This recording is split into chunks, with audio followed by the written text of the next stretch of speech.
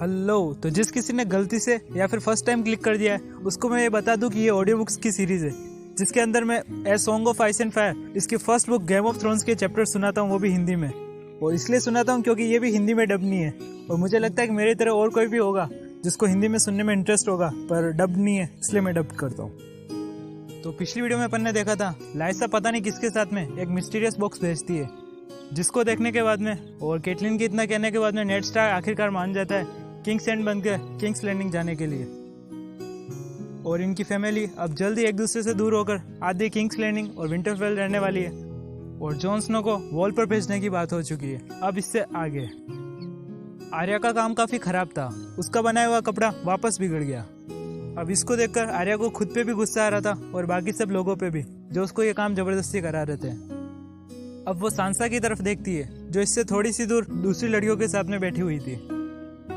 सांसा का काम बिल्कुल एक्सीलेंट होता था, इसलिए उसको देखकर हर कोई कहता है कि सांसा का काम उतना ही ज्यादा प्रीटी है जितना ये दिखती है। सेप्टा मॉर्डन ने एक बार केटलिन को इस बारे में कहा था कि भगवान ने इसके हाथ बिल्कुल एंजल जैसे बनाए, पर केटलिन ने जब आर्या के बारे में पूछा तो वो थोड़ी गुस्सा हो गई। उसने कहा आर्या के हाथ बिल्कुल किसी लोहार की तरह है, कड़क और कठोर। अब आर्या अपना काम छोड़कर कमरे में इधर उधर देखने लग गई। उसके दिमाग में केवल एक ही डर था, कहीं सेप्टा मॉर्डन इसके पास में नहीं आ जाए और इसका काम सबको दिखाने नहीं लग जाए। पर शायद आज सेप्टा मॉर्डन इसकी तरफ ध्यान नहीं दे रही थी। वो प्रिंसेस मार्सेला के साथ में आगे की तरफ बैठी हुई थी जो इससे काफी दूर थी। आगे वहां पर सेप्टा और मार्सेला के अलावा कुछ लेडीज भी बैठी हुई थी जो इनके साथ में बातें कर रही थी और जोर जोर से हंस रही थी। वैसे तो मार्सेला को यहाँ पर लाने की कोई आवश्यकता नहीं थी, लेकिन सर्सी ने सेप्टा को इस बारे में आदेश दिया था कि उसको अपने साथ में रखो और थोड़ी घुमा फिरा लाओ विंटरफेल में। आर्या को लग रहा था प्रिंसेस मार्सेला का काम भी इसी तरह भद्दा और बेकार होगा जैसा कि आर्या का है, लेकिन वो इस बारे में प्रिंसेस से नहीं पूछ सकती थी और वो भी सेप्टा मॉर्डन के सामने बिल्कुल भी नहीं। अब आर्या ने अपने बनाए हुए कपड़े की तरफ वापस देखा और उसे देखकर खुद ही चिढ़ गई। एक जोर से सांस ली और उसने अब अपनी सुई को नीचे पटक दिया। अब आर्या अपनी बड़ी बहन सांसा की तरफ देखती है जो ऐसे काम करने में काफी खुश रहती है और अभी अपने पास में बैठी हुई लड़कियों से पता नहीं कुछ बात कर रही थी। सांसा के पैरों के पास में बेथ कैसल जो कि सर रोड्रिक कैसल की लड़की है वो बैठी हुई थी और इसकी हर बात को ध्यान से सुन रही थी। जैन पुल इसके कान में कुछ फुसफुसा रही थी जिसको सुनकर सांसा थोड़ी शर्मा गई। अब आर्या ने अचानक पूछा तुम सब किस बारे में बात कर रहे हो? इस पर जैन पुल ने थोड़ा अजनबी जैसा लुक दिया और वो थोड़ी फुसफुसाकर हंसने लग गई। सांसा भी चुप हो गई और बेथ कैसल वो थोड़ी शर्मा गई, पर किसी ने कुछ भी आर्या को आंसर नहीं दिया। आर्या ने वापस पूछा हम सब उस यंग प्रिंस के बारे में बात कर रहे हैं। सांसा ने बड़े होले से कहा जैसे कि कोई सॉफ्ट किस हो। आर्या जानती थी वो किस प्रिंस के बारे में बात कर रहे हैं। ऑफ कोर्स जोफ्री, वही लंबा हैंडसम प्रिंस जिसके पास में सांसा को फिस्ट के टाइम में बैठने का मौका मिला था। पर आर्या के पास में वो छोटा सा मोटा लड़का टॉमन बैठ गया। जैन पुल ने फुसफुसाते हुए कहा जोफ्री तुम्हारी बहन को पसंद करता है, तुम्हें पता है आर्या? जैन पुल विंटरफेल के एक स्टेवार्ड की लड़की थी और सांसा की सबसे खास फ्रेंड। अब उसने वापस कहा जोफ्री कह रहा था सांसा काफी ब्यूटीफुल है। हाँ, किसी दिन इन दोनों की शादी हो जाएगी। बेथ कैसल जो कि इनके पास में बैठी हुई थी काफी छोटी लड़की है, उसने कुछ सपने सोचते हुए कहा। अब वो वापस बोली फिर तो सांसा पूरे 7 किंगडम्स की रानी बन जाएगी। ये सुनकर सांसा थोड़ी शर्मा गई। सांसा का शर्माना भी प्रीटी होता है, सांसा की तो हर चीज प्रीटी होती है। पर आर्या ने इस बात पर कुछ ज्यादा भाव नहीं दिया, उसके फेशियल एक्सप्रेशन बिल्कुल मरियल से थे। अब सांसा हंसते हुए बोली बेथ तुम्हें हर कुछ स्टोरीज नहीं बनानी चाहिए। अब सांसा ने हल्की सी पनिशमेंट के रूप में बेथ के बाल खींच लिए और जोर से हंसने लग गई। अब सांसा ने आर्या से पूछा तुम प्रिंस जोफ्री के बारे में क्या सोचती हो? काफी कूल नहीं दिखता है वो? आर्या ने आंसर दिया जॉन कह रहा था वो किसी लड़की की तरह दिखता है। अब सांसा ने एक लंबी सांस ली और जोर से कहा बेचारा जॉन, वो उससे जलता है क्योंकि ये एक बास्टर्ड है ना, इसलिए। आर्या ने जोर से चिल्ला के कहा वो हमारा भाई है। आर्या की आवाज इतनी ऊंची थी कि उसने इस किले की शांति को तोड़ दिया। इसको सुनकर सेप्टा मॉर्डन भी इनकी तरफ देखने लग गई। सेप्टा मॉर्डन का काम था विंटरफेल की रॉयल लड़कियों को एक लेडी बनाना, उनको वो सब सिखाना और संस्कार देना जो उनको एक लेडी बनने में मदद करता है। दिखने में उसका चेहरा काफी लंबा और पतला सा था, जो केवल हड्डियों से बना हुआ लगता था। उसके अंदर कुछ मांस नहीं था। उसकी आंखें काफी पतली और शार्पन थी। सेप्टा मॉडर्न ने गुस्से में अपने आईब्रोज को ऊपर किया और चिल्लाकर कहा, लड़कियों तुम किस बारे में इतनी जोर से बातें कर रही हो? सांसा ने सॉफ्टली आंसर दिया, हमारे हाफ ब्रदर के बारे में। अब सांसा ने सेप्टा मॉडर्न का मूड हल्का करने के लिए हंसते हुए कहा, आर्या और मैं इस बारे में बात कर रहे थे कि ये कितनी ऑनर की बात है कि आज हमारे साथ में खुद प्रिंसेस मार्सेला है। सेप्टा ने हाँ में सिर हिलाया और कहा, हाँ ये तो है ही है। प्रिंसेस मार्सेला शर्माते हुए मुस्कुराई। शायद ये उसके लिए कुछ ज़्यादा कॉम्प्लीमेंट हो गया था। अब सेप्टा ने आर्या से पूछा, तुमने काम क्यों रोक दिया है आर्या? अब सेप्टा वहाँ से खड़ी होती है और आर्या की तरफ आने लगती है। वो कहती है, चलो मुझे अपना काम दिखाओ। आर्या जोर से चिल्लाना चाहती थी। वो चाहती थी कि सांसा कुछ न कुछ ऐसा बीच में बोल दे कि सेप्टा का टेंशन उसकी तरफ चला जाए, लेकिन ऐसा कुछ भी नहीं हुआ। आखिरकार आर्या को सरेंडर करते हुए अपना काम सेप्टा को देना ही पड़ा। सेप्टा ने उस काम को ध्यान से देखा और कहा, आर्या नहीं नहीं नहीं, ये बिल्कुल भी अच्छा नहीं है। तुम्हें अपना काम वापस करना चाहिए। ये बिल्कुल भद्दा है तुम्हारी तरह। अब ये सब थोड़ा ज़्यादा हो गया था। आर्या को काफ़ी शर्म महसूस हो रही थी और रूम में प्रेजेंट सारी लड़कियां उसी की तरफ देख रही थी। जब आर्या ने सांसा की तरफ देखा तो सांसा एक कुटिल मुस्कुराहट से इसको देख रही थी और उसके पास में बैठी हुई जैन पुल, वो भी इसके ऊपर चालाकी से हंस रही थी। लेकिन दूर बैठी हुई प्रिंसेस मार्सेला, शायद उसको इस बात का दुख था कि आर्या के साथ में ऐसा हो रहा है। आर्या अब काफ़ी ज़्यादा नर्वस हो गई। आर्या की आंखों में आंसू आ चुके थे। अब आर्या अपनी सीट से खड़ी होती है और गेट की तरफ भागती है। सेप्टा उसे पीछे से बुलाती है, आर्या वापस आ जाओ, तुम्हें कहीं जाने की ज़रूरत नहीं है। एक कदम भी आगे मत बढ़ाना। मैं तुम्हारी लेडी मदर कैटलिन को इस बारे में बता दूंगी कि तुमने रॉयल प्रिंसेस के सामने ऐसा कुछ किया जिससे हम सभी को शेम फील हो रही है। आर्या डोर के पास में जाकर रुक जाती है और पीछे की तरफ मुड़ती है।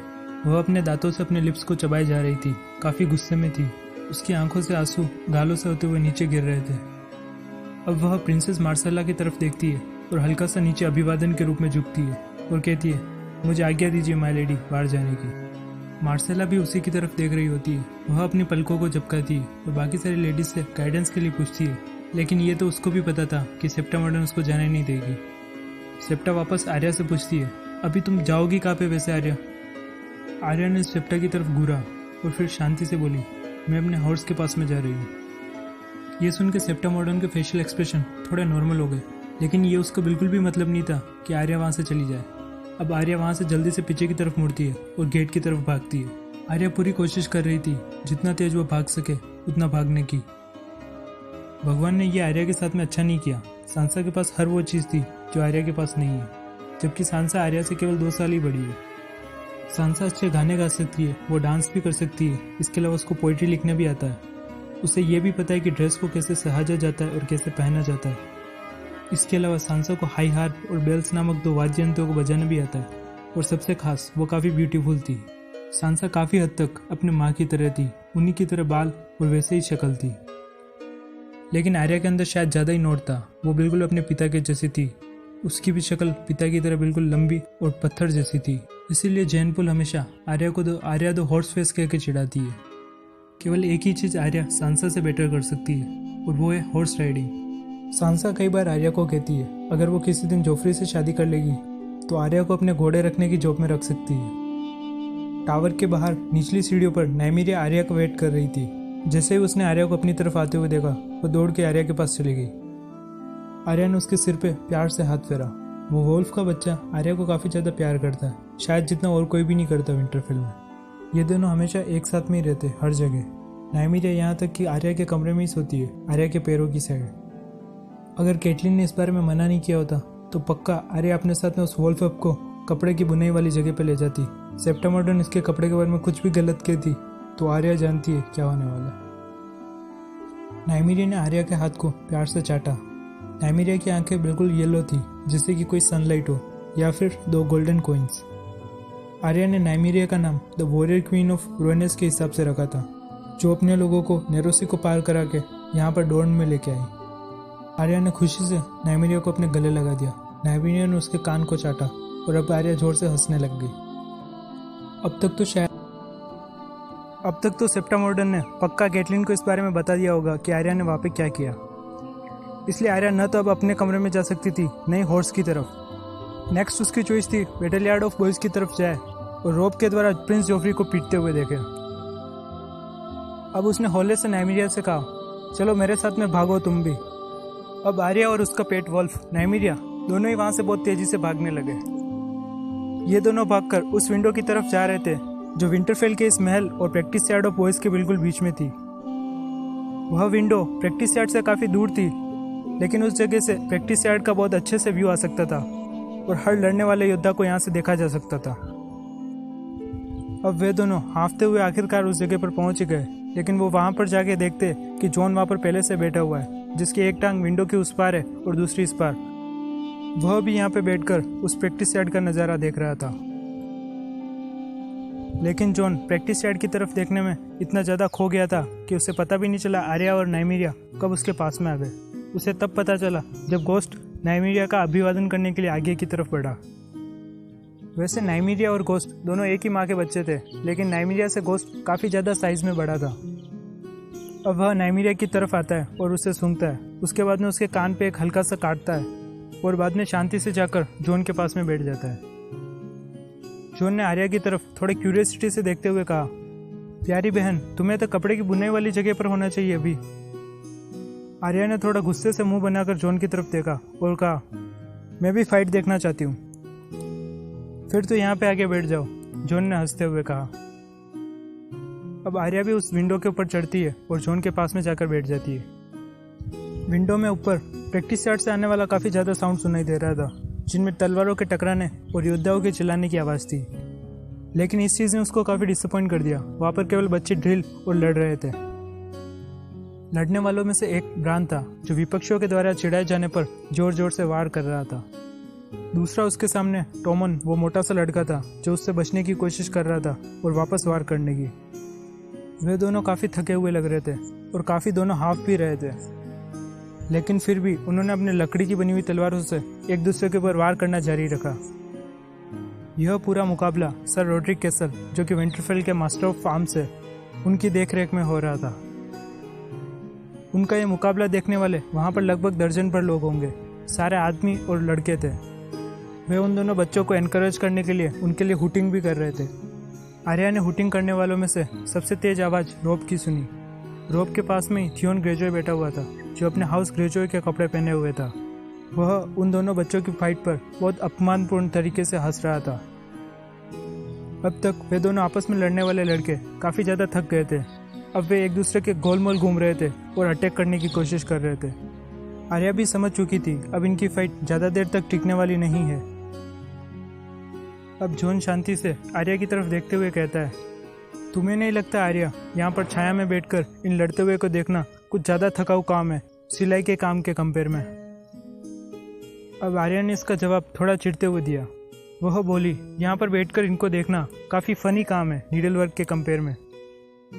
इस पर जॉन थोड़ा हंसने लग गया और उसने अपने हाथ को आर्या के बालों में फेरा, जिससे उसके बाल थोड़े और ज़्यादा उलझ गए। इससे आर्या थोड़ी और ज़्यादा चिढ़ गई और उसने जॉन की तरफ गुस्से वाला चेहरा बना दिया। आर्या का इस तरह हमेशा गुस्सा होना और जॉन का उससे हर बात पर चिढ़ाना, ये बहुत कॉमन था। इन दोनों के बीच में ऐसा चलता ही रहता था। यह दोनों आपस में हमेशा ऐसी मजाकें करते रहते और काफ़ी खुश रहते हैं एक साथ में, एक सच्चे भाई बहन की तरह। इन दोनों के चेहरे भी आपस में मिलते जुलते थे और बिल्कुल इनके पिता नेड स्टार्क की तरह थे। इन्हें छोड़कर रोब, सांसा, ब्रान और तो और सबसे छोटा रिकन, ये चारों बिल्कुल टर्ली जैसे थे इनकी माँ कैटलिन की तरह। इन चारों की स्माइल और चेहरे बिल्कुल इनकी माँ कैटलिन से मिलते जुलते। जब आर्या छोटी थी तब उसे लगता था कि वो भी जॉन की तरह दिखती है, इसका मतलब कहीं वो भी बास्टर्ड तो नहीं।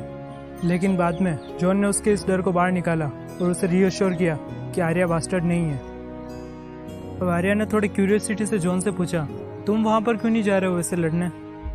जॉन ने इसके उत्तर में अपने चेहरे पर एक हाफ स्माइल दी और कहा, बास्टर्ड अलाउ नहीं है छोटे राजकुमारों को डैमेज करने के लिए, और अगर वो मेरे सामने आए तो उन्हें काफ़ी खरोच आ जाएगी मेरी असली तलवार से। आर्या ने शेम फील करते हुए ओह कहा। आज ही के दिन ऐसी शेम वाली फीलिंग वो 2 बार फील कर चुकी थी। उसे महसूस हुआ कि लाइफ सभी के साथ में फेयर नहीं है। अब वह नीचे की तरफ ब्रान की तरफ देखती है, जो टोमन पर बार बार वार किए जा रहा था। वह जॉन से कहती है, जैसा ब्रान लड़ रहा है उससे अच्छा तो मैं भी लड़ सकती हूँ, यहाँ तक कि वो तभी केवल 7 साल का है और मैं पूरे 9 साल की हूँ।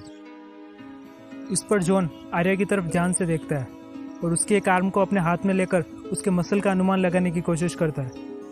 फिर वो एक लंबी सांस छोड़ता है और अपना सिर झुकाकर आर्या की तरफ देखते हुए कहता है, आर्या, मुझे नहीं लगता तुम किसी लंबी तलवार को उठा भी पाओगी, और उसे घुमाने के बारे में तो बिल्कुल भी मत सोचना मेरी प्यारी बहन। आर्या जोर से अपनी आर्म को जॉन के हाथ से छुड़वा देती है और उसे घूरने लग जाती है। इस पर जॉन वापस उसके बालों में हाथ फेरकर उन्हें उलझा देता है। अब वे दोनों नीचे की तरफ टॉमन और ब्रांड की तरफ देखने लग जाते हैं, जो कि आपस में लड़ते हुए गोल गोल घूम रहे थे। जॉन ने आर्या से पूछा, तुमने प्रिंस जोफ्री को देखा क्या वहाँ पे? आर्या नीचे की तरफ देखती है, लेकिन उसे जोफ्री नहीं दिखता है। वापस वो नीचे की तरफ देखती है, तब उसे नोटिस होता है कि जोफ्री पीछे की साइड में बैठा हुआ है। दरअसल जोफ्री ग्राउंड से थोड़ा सा दूर एक बड़े से स्टोन के छाया में बैठा हुआ था, जहाँ पर उसके आसपास में लेनिस्टर्स और बराथियंस के कुछ नाइट्स थे। आर्या उन नाइट्स को नहीं जानती थी। आर्या के लिए वो सभी नाइट्स अजनबी थे। अब जॉन ने थोड़ा गौर करते हुए कहा, तुम्हें जोफ्री के कवच के बिल्कुल वहाँ पर देखना चाहिए, वहाँ पर क्या बना हुआ है? आर्या ने जोफ्री के कोट की तरफ देखा। उसके ऊपर काफ़ी अच्छी नक्काशी कर रखी थी, काफ़ी फाइन वर्क था वो। उस कोट की आर्म दो भागों में बांटी हुई थी। एक तरफ तो लेनिस्टर्स का लायन था और दूसरी तरफ बराथियन का स्टेग। जॉन ने कुछ गहरा सोचते हुए कहा, यह काफ़ी प्राउड की बात है लेनिस्टर्स लोगों के लिए भी। पर आर्या, तुम्हें नहीं लगता एक रॉयल स्टेक ऑफ बराथियन काफ़ी था इसके आम पर नहीं, इसका मतलब है कि इसकी माँ के हाउस का भी उतना इंपॉर्टेंस है जितना इसके पिता के हाउस का है। आर्या ने शांति से उत्तर दिया, हाँ, वो लेनिस्टर वुमेन भी काफ़ी इंपॉर्टेंट है इसका मतलब। अब जॉन ने थोड़े हंसते हुए कहा, फिर तो तुम्हें भी यही करना चाहिए आर्या। तुम्हारे पिता स्टार्क है और माता टर्ली, तो तुम्हें भी अपनी आर्म पर ऐसा बना देना चाहिए। यह सुन के आर्या जोर से हंसने लग गई। उसने कहा, एक डायरवुल्फ और मछली एक साथ में कैसे हो सकते हैं? उल्टा मछली डायरवुल्फ के मुंह में होनी चाहिए। और वैसे भी ये दोनों काफ़ी भद्दे दिखेंगे एक साथ में। और शायद जॉन तुम भूल गए, लड़कियों के पास में कोट नहीं होते, और मेरे पास में जब कोट नहीं है तो उसके ऊपर आर्म पे बनाने के लिए कुछ हो भी नहीं सकता। जॉन ने एक लंबी ठंडी सांस ली और कठोरता से बोला, लड़कियों के पास में आर्म होती है लेकिन स्वॉर्ड्स नहीं, लेकिन बास्टर्ड्स के पास में स्वॉर्ड्स होती है लेकिन उसे चलाने के लिए उनके पास आर्म नहीं होती। ये सारे रूल्स मैं नहीं बनाता हूँ मेरी प्यारी छोटी बहन। अब इन्होंने नीचे की तरफ देखा। नीचे से काफ़ी आवाज़ें आ रही थी। प्रिंस टॉमन नीचे गिरा हुआ था। वह धूल में रेंग रहा था। वह जैसे भी खड़ा होने की कोशिश करता वह वापस गिर जाता। आर्या को वो किसी कछुए की तरह लग रहा था जो धीरे धीरे आगे चलने की कोशिश कर रहा है। ब्रांड ने अपनी लकड़ी की बनी हुई तलवार आसमान की तरफ ऊपर कर रखी थी। वह भी प्रिंस टॉमन के पास में ही खड़ा था। वह इंतजार कर रहा था कब प्रिंस टॉमन खड़ा हुए और वो वापस अपनी तलवार के प्रहार से उसे नीचे पटक देगा। अब प्रिंस टॉमन को बार बार नीचे गिरते हुए देखकर वहां पर खड़े हुए सारे आसपास लोग जोर जोर से हंस रहे थे। सर रोड्रिक, जो इन दोनों को लड़ते हुए निरीक्षण कर रहे थे, उन्होंने जोर से कहा, इनफ। अब उन्होंने अपना एक हाथ टॉमन को दिया जिससे कि वो खड़ा हो पाए। उन्होंने टॉमन को खड़ा करके जोर से कहा, काफ़ी अच्छा लड़ा है ये भी। बाद में उन्होंने पास में खड़े हुए एक नौकर को इस तरफ बुलाया और उससे आज्ञा दी, प्रिंस टॉमन के कवच खोलने में मदद करो। अब सर रोड्रिक ने प्रैक्टिस यार्ड में हर तरफ देखा और शांति से कहा, प्रिंस जोफ्री और रोब, क्या तुम वापस लड़ना चाहोगे? रोब, जो पिछले राउंड की वजह से अभी भी पसीने में था, उसने आगे आकर कहा, हाँ क्यों नहीं।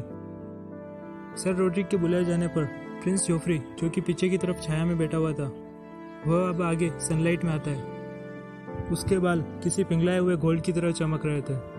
उसने थोड़ा बोर होते हुए कहा, सर रोड्रिक, ये तो बच्चों का खेल है। ये सुनकर थियोन ग्रेजो, जो कि रोब के पास में खड़ा था, जोर से हंसने लग गया और बोला, तुम दोनों भी तो अभी बच्चे ही हो।